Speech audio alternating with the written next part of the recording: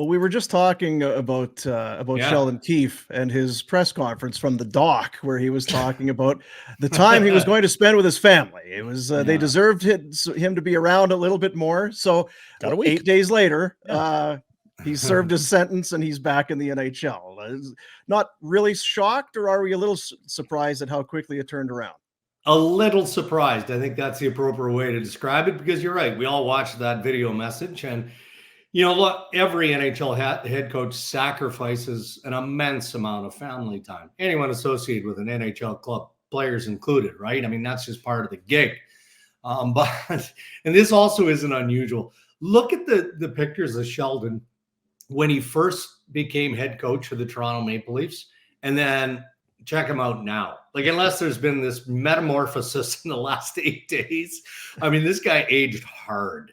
Todd McCullough, we've seen it before, right? It's like Barack Obama. When he left office, he looked like he was 110, so it's a stressful gig. And, you coach in a Canadian market, and I think that the stress level is just that much more significant. And in Toronto, by volume of media, it just gets amplified. So a little bit surprised, but not entirely surprised because of the opportunity here. I'm sure that part of the sales pitch to Keefe from Tom Fitzgerald would be, look, I can see the holes in this roster. I know that we've got to do something on the goaltending front. Mm-hmm. I'd like to bolster this. I'd like to do that. We're going to do that.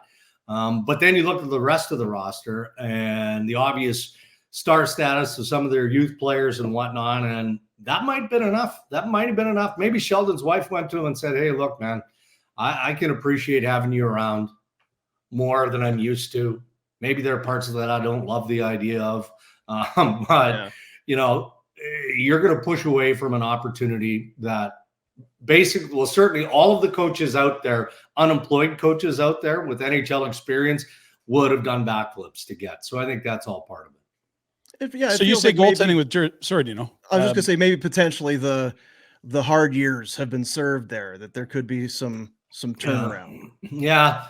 I mean, like every team, right? They need, the hockey gods to smile down a little bit. They ran into health issues last year. That seems to be something that trends around the New Jersey Devils. I mean, I had them as a playoff worthy team going into the year. I did. Mm-hmm. I thought that based on the previous year, they'd made some strides. You've got the Hughes effect, Nico Hischier, and go down the list, right, of all the pieces that you can build with there. And it just didn't materialize for a variety of reasons. And we spent a lot of time talking about their goaltending blunders. And look, if Tom Fitzgerald could take a mulligan, he'd rewind back to last offseason when he'd engaged with Kevin Cheveldayoff trying to potentially acquire Connor Hellebuyck. Jeez. And Chevy will never show his hand on this publicly. It wasn't even close. And I'm not blaming Fitzgerald and the Devils. I'm just saying across the board, no one offered Winnipeg anything even remotely close to what they would consider worthy of a trade conversation. Well, if you're the Devils, you're probably going, now we don't know what that package would have looked like, right? It might have stripped New Jersey of one of those young pieces, certainly not one of their top young guys, but one of the younger pieces that Fitzy didn't want to give up on. But he's gonna have to present assets now, because that's a huge area of concern. But I do like the team. I think that they're gonna make a jump this year. Yeah, well, they came back from 2-0 against the Rangers last year. Yeah. That was felt like their rival of the Devils, and they didn't get saves this year. So they get close on a deal with Markstrom in Calgary. It doesn't happen. Yeah. They do go get Jake Allen, which I don't know if that solves or is a Band-Aid or is part of a solution. Where do you see them? Yeah. Like, does Jake Allen solve the problem? Because why, if he didn't, why did you trade for him?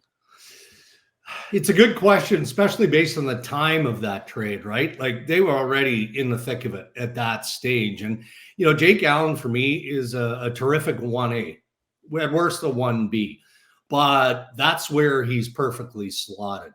Mm-hmm. For him to come in and take on the shoulder load of what a top level backup in the National Hockey League is capable and needs to do. Yeah, I think he can do that. But to give him more than that, I think that's where you're starting to play with fire at this stage of his career. You look at his resume, his history, and that's the appealing part. And on top of all that, he's a great guy.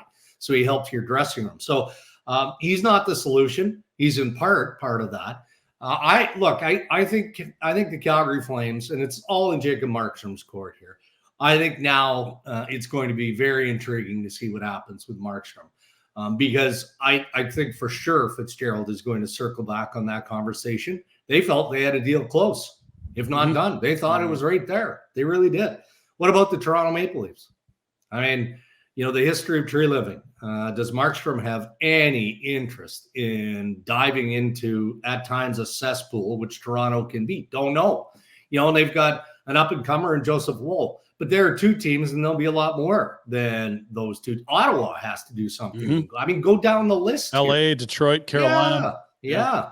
I mean, and all it takes is one of these guys to move. And you guys probably saw the Linus Ullmark media availability at the end of the Boston Bruins playoff round with Florida. He didn't sound like a guy to me that was eager to reconsider a change of address in the offseason. What he talked about is the fact that he's got 1 year remaining on his contract. That's what he talked about. And he talked about how good the team is in Boston and how close they were, how they came together and all of that stuff. So he snubbed his nose at the Los Angeles Kings just prior to the trade deadline. Who's to say that Linus Ullmark is going to go happily to one of the clubs that we've just talked about? May not happen. So back to Markstrom, back to the Flames and Devils. Do we know what the principal pieces were? As time has passed, as the dust has settled, have we figured out what the stall was? No. And what kind of assets would it take to acquire Jacob Markstrom now, not at, February? Yeah, and I don't know, or at least I don't know firm enough that I would suggest it publicly. But we know because this story has been told, and I think we've talked about it here on the segment. Markstrom thought he was going to New Jersey. Yeah. He said, "Yeah, I'll go to New Jersey, make the deal happen." And then all of a sudden, the deal didn't happen. There's been a suspicion that ownership got involved in Calgary and just said, we just can't throw in the towel here, guys. We're still a competitive team, even though, we're moving some principal pieces out. If we move Markstrom, the season is over. Our quest to try and push for the playoffs post-trade deadline is done. It's over. So was that enough to nullify? Could have been, might have been.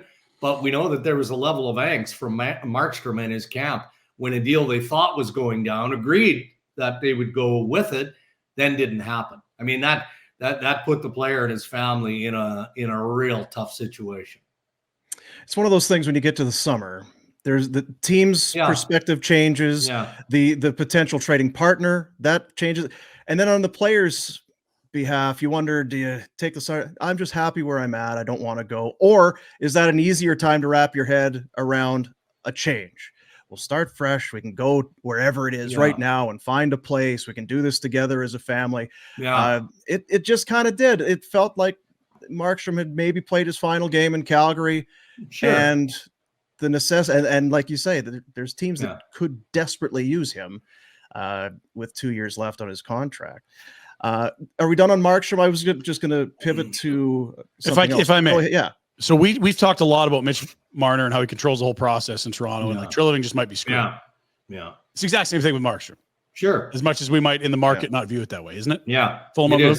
Yeah. I mean, it's very, very similar. I guess the only dissimilar element to it is the fact that Markstrom, as we've discussed, has already been down that road. Yeah. And he was willing to move at one point. And Dean, just to follow up on your point here, when you make that decision as a family, that doesn't go away, right? Yeah. So you've already resigned your fact to the change. So I would think that, hey, maybe he's more selective. Maybe he looked at the New Jersey Devils and has had time to digest and isn't as thrilled to go to New Jersey as maybe he was at the deadline.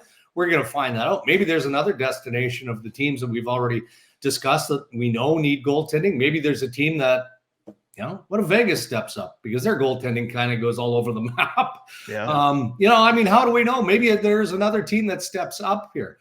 If only Vegas would take a big swing once in a while. That's not like McCrimmon and Jordan for you to do that. But Marner is different in the sense that he's never had to address this with the Toronto Maple Leafs. And unless there's a change of direction here, and this isn't direct from Marner, this is the history of Darren Ferris, who represents Mitch Marner. When he's got players like this, top-end talent, going into the final year of their contract, he marches them right to the line of unrestricted free agency. Why wouldn't you? People say, well, the heat is going to get too much for Mitch. Please. I mean, he's grown up in Toronto his entire life. In the last 3 years, this kid has taken nothing but heat in the playoffs, and a lot of that is deserved, frankly. It is. I mean, he's a huge moneymaker, and he hasn't delivered in the playoffs. He has to accept that side of responsibility. But he's also not scrolling through social media and paying attention when guys like us are talking about maybe the agent is. He'll go, I think, if it's the perfect scenario, the absolute perfect scenario. And that'll be a tax-friendly state. Is it a sign and trade so that he gets all of it? Right? A place possibly he can win, right? Yeah, and a place he can win. Yeah. Well, you can name on that's why it's so interesting. I mean, look, we all saw the soundbite from Barry Trotz earlier in the week, the general manager of the Preds. And I thought he handled the question well. Most managers would just say, he's under contract with another team. I can't talk about it. I mean, there's nothing to discuss. He meandered through it. But that would actually make some sense, doesn't it? Nashville has a goaltender coming, a superstar in the American League. They've got UC Saros, who's got another year left on his deal. Toronto needs a goaltender.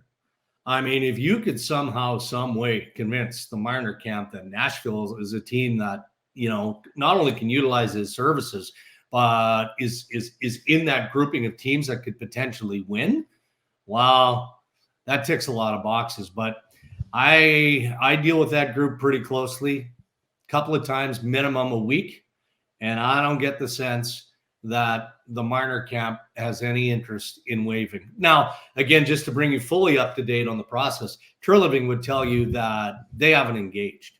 Mm-hmm. He's not having conversations with general managers about the potential of trading Mitch Marner yet. But come on, they're in pro meetings this week. Behind the boardroom door, that conversation isn't. Of course, it's coming up. Draft is a month away. And they got a tap dance around this, right? You don't want to offend your player by asking, but the agent doesn't want to seem like they're keen to leave. Like, this is a bit of poker, isn't it? It is. And again, they need goaltending. They need a top 2-3 defenseman, and they've got two guys that they'd like to keep, but I'm not sure they're going to be able to, in Max Domi and Tyler Bertuzzi. So there's only so many Easton Cowans out there that you can stick on your third and fourth line as entry-level contracts to comply with the salary cap. So, it's going to be fascinating stuff. Vancouver. It was a heck of a season. I don't know. I don't recall where I thought they would be, but I don't know that I had them winning around and getting to where they did. No. We're obviously kind of intrigued here in Calgary now to see what the destination and what the summer will hold for Elias Lindholm and Nikita Zadorov. It feels like Zadorov did himself very well this season. He was very good in Vancouver, and it seems like his value, he's upped his value. I don't feel the same way about Lindholm. Right.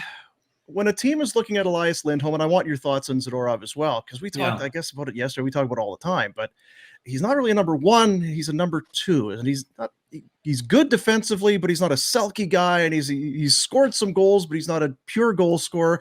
Yeah. It's an interesting situation with Lindholm for sure. Correct. But has his financial stock dropped that much? Don't know. We're going to find out on the open market. I don't think it has, because centers of his capability in terms of everything that he can do and he's playing well are hard to find. You either draft them or you trade for them and you sign them immediately. No different than top defense or goalies, right? So I do think that he has outpriced himself in terms of what the Vancouver Canucks are capable of. But I think he's going to get paid, and maybe not a bit as much as the Calgary Flames were willing to give him to extend back in the day, but he's still going to get paid. But what we know is that Canucks team is going to look a lot different in training camp than the team that we just saw losing Game 7 to the Edmonton Oilers. I mean, you talk about Lindholm. They've got Dakota Joshua, who I thought had a really good season. He seemed relatively quiet in the round against the Oilers. But I think that the way he approaches the game and the game that he can play ticks a lot of boxes for Rick Tocchet and the coaching staff there. So maybe they put a higher value on him. And then you look at the trees on the back end, right? What's Zadorov going to get? I know it's been speculated that he wants somewhere in the 36 mil range, like 6x6, something like that. That's a stretch for me, because even though the player thinks he's a 2-3, worst case 4, and he played well. He played well on a lot of teams that have any sort of defensive depth. He's probably a third pairing guy, right? Yes. He's a 5 guy who can maybe slide up a notch. And then you've got Tyler Myers. What do you do with him? I don't know, and I'll find out. But Myers, he hasn't moved around a lot, but it feels like going through the adversity that he had to go through in Vancouver to get to a place where they protected him well, and he was able to kind of find his game again in Vancouver, again under the tutelage of that coaching staff. Like, Adam Foote did real good things for that defensive core, and certainly for Tyler Myers. What if he doesn't want to move around because his family is set, and he just says, you know what? He's made a bunch of money. He's got a ton of money. Like, give me a 3-year deal at whatever that number is, and let's just make this work. Anyway, my point is, there's a lot of decisions that have to be made, that are going to be made, that'll make that Vancouver team a lot different going into next season. What we don't know is how much better are they going to be. You lose a couple, 3 of those guys, it gets a little dicey. So let's go back to Lindholm real quick. It was sort of thought here on a max term deal, which would be 8 years in Calgary, he would have wanted something that was high 8s or even potentially as high as a 9. And if you look back to 2 years ago, he centered the best line in hockey. He scored 40 goals. You could say, that's what those guys cost at minimum. Then you see 2 seasons ago, like, not as good. Last year, very flat in Calgary, very low offensive numbers. Now you're painting him as a number 2 center, not centering the top line in hockey. If he was asking for something to start with a 9, like what is a realistic July 1 Elias Lindholm offer look like? Like, does anyone does he get full term? Is it start with a 6? Does it have to be a lower number if he gets full term? Like, I think he's left tens of millions on the table here versus his ask. I don't think it's tens, but I think to get to the bigger number, he's going to have to go max term. Because of everything that you just said. What's the player you're getting here? Are you investing that top level center? And if you're not convinced that's what he is, and I'm not convinced that's what he is, then you've got to spread out the amount that you're going to have to pay him to take him out of the market on a max term. I don't think you get around that. I feel like it's going to start with an 8. Really? I do. Still. Yeah, I do. Wow. I mean, I could be flat out wrong, and I haven't done it. I mean, we'll get into that phase here in the days ahead moving forward, where, you do start to take stock and you listen to the agents, you listen to the managers, and then somewhere in the middle is the truth, the expected value. But we're not there yet, but I'd be surprised if it is an 8 or close to 8. If you're talking about a 7-year term. It's one of those things too, the GMs, they get tired of rather quickly, and that's bad goaltending and no depth down the middle. And if you look at a guy that's available like Lindholm, if it costs you a little bit more, but you can solidify yourself. Hey, Lindholm, he's not a number 1. He's a good player. He's a good player. He's a good player. He's in his prime. And I don't know that he's a guy that tracks towards being slow and clunky near the end of a long-term deal. It's never great near the end of them. But if you're a GM that we need a center. He's not a malcontent. He's in good shape. He plays both ends. Pay him. Yeah, that's exactly the way I feel. And look, if you're Vancouver, you'd love to keep him because you need, JT Miller's their number 1. Pettersson is their number 2. They need those 2 centers to play on different lines. You can't have Pettersson and JT Miller playing on the same, it kind of breaks up what you've got in your top 9.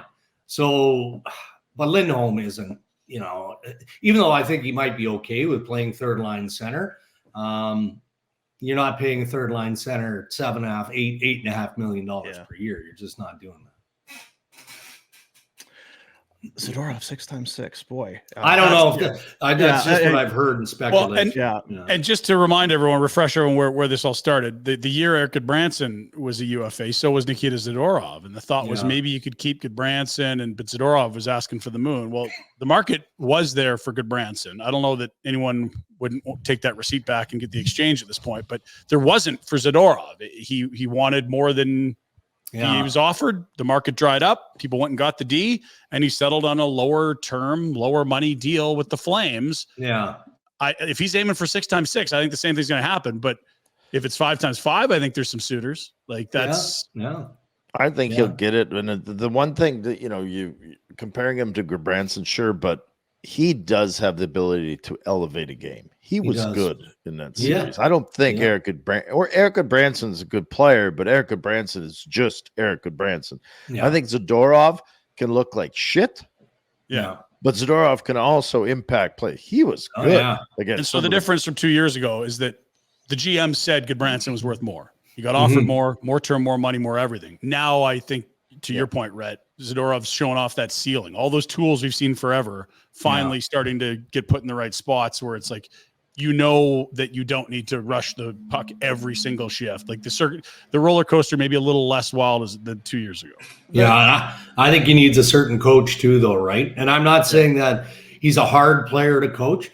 He just has an abundance of confidence. Yeah, and there's nothing wrong with that. But you also have to accept the reality every once in a while. And if you've got a coach that can manage that, or a manager who can manage that, because when you're signing these guys to 5-6 year terms or longer, there's a comfort that comes with that too. So now you combine a comfort level with an abundance of confidence, and that may not always work so well for the coach or the general manager. Yeah.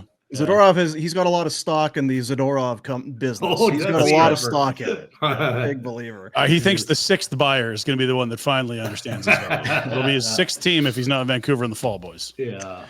Colorado done, very good team. They're not finished, but they're done for the year. Boston, kind of the same thing, I guess. Boston, Jake DeBrusk, it sounds like he's every year or every other year, then he'll sign a short-term deal. Is he a guy that gets moved this year? And what possibly happens in Colorado, because they can't be happy being done in round 2, that the taste of champagne is still familiar, right? It's not that long ago. Yeah, and I wonder if Colorado is going to be one of those teams that jumps into that goaltending mix too. And Georgiev wasn't necessarily the problem. They needed him to be maybe better than he's capable of being. And I did the Winnipeg series, and aside from the first game where there were 13 goals scored, I thought he was pretty good. And I certainly wouldn't hang the loss of the series at the feet of Georgiev. But you've got some other shortcomings, and are you in a position where you try and shore things up after playing the game that they've played historically of not investing a ton of money in their goaltending? Colorado is going to be a good team for a long time because they've got the principal pieces, right? So there'll be some tinkering there. There always is, but I wouldn't be too worried about the Colorado Avalanche going into next year. It's funny you mentioned that. You look at the teams with goaltending for playoff. Now Stuart Skinner, to be determined here, but he's at an 881. Carolina 895. Frederik Andersen out. Georgiev an 897 out. Artur Silovs 898 out. Vancouver has Thatcher Demko, obviously, but you wonder about Carolina. And like you say, these are teams that feel like almost powerhouses outside of the crease. Yeah, you almost, as a GM, it's almost a disservice to everybody on the club if you don't try and improve in some way. Yeah, and I mean, Carolina is just a box of chocolates. It really, truly is. You look at their pending free agent pool, and it's in double digits. And the messaging that I'm hearing, and I've spent way too much time focused on the Carolina Hurricanes for obvious reasons, right? Like Brendan Moore is going to the open market. Oh, no, now ownership is re-engaged. No, he's going to stay because he wants to stay. They get the deal done. Oh, now Don Waddell, the general manager, he's not coming back. No, he's going to leave. And the messaging I got earlier this week is they don't have much interest in really any of their unrestricted free agents, which, if that's true, is mind-blowing to me. You know, you pay the assets for Jake Gensel. Yeah, Brett Pesce. I mean, go down the list of some of these guys. It's bonkers. You know, it's crazy. They're gonna engage. It's a strategy by a very successful businessman in Tom Dundon. So I think when the messaging is out there, nah, we're not gonna engage with any of these guys. And then you wait till the 11th hour, and end of June rolls around, and you're like, okay, well, here's the deal that you wanted back in January. We'll give it to you now.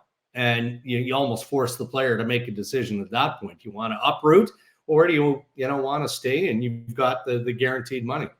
All kinds of stuff in play with the Hurricanes. But goaltending, again, a question. Like, I know they don't have faith in Freddie moving forward. And that leaves Kochetkov, who they've talked about in Carolina circles as being the next very good goaltender for the Carolina Hurricanes for 2-3 years now. So maybe they, kind of put all their eggs in that basket. We'll see. But there's a lot of change coming there for sure. Edmonton, Dallas. The Oilers made it. Their second trip to round 3 in 3 years.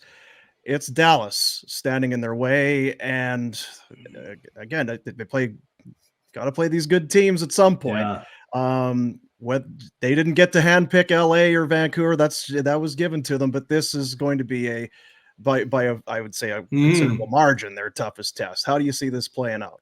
Well, first of all, I'm a bit surprised that 3 of you guys don't have your Oilers hats on. I saw the segment with Seravalli, and I recognize that that's just not going to happen at any point in your lifetime. We're on the fence, fans will cheer for the Flyers too, right, Frank? leaning towards the Stars. Yeah, I laughed out loud. I'm not going to lie; it was high-end entertainment.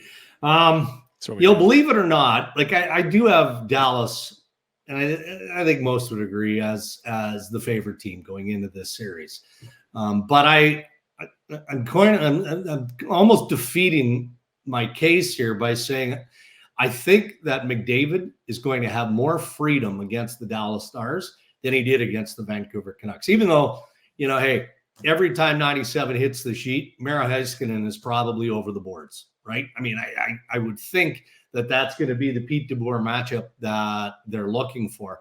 It's just that blue line, as good as it is in Dallas, I don't think is quite as daunting or covers as much circumference and ice as they did in Vancouver. I'm told that McDavid is healthy. I don't know if he had a bit of a flu or a cold or whatever, but I'm told he's 100% good to go. So, it doesn't feel to you guys that if they're going to get to the Stanley Cup final, they're not getting there with Connor McDavid having 2 goals through 3 rounds of the Stanley Cup playoffs.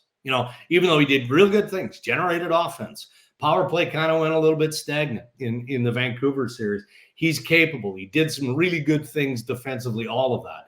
But he's going to have to really turn up his game. And if he doesn't, then, Dallas is going to move on in the Stanley Cup final. They do feel in Edmonton because goaltending is always a factor, right? And this is a mismatch if you're looking at either Skinner or Pickard versus Jake Ottinger. They feel in their scouting that if he's vulnerable, it's up high, and he doesn't battle through screens. Okay, Ottinger or Skinner?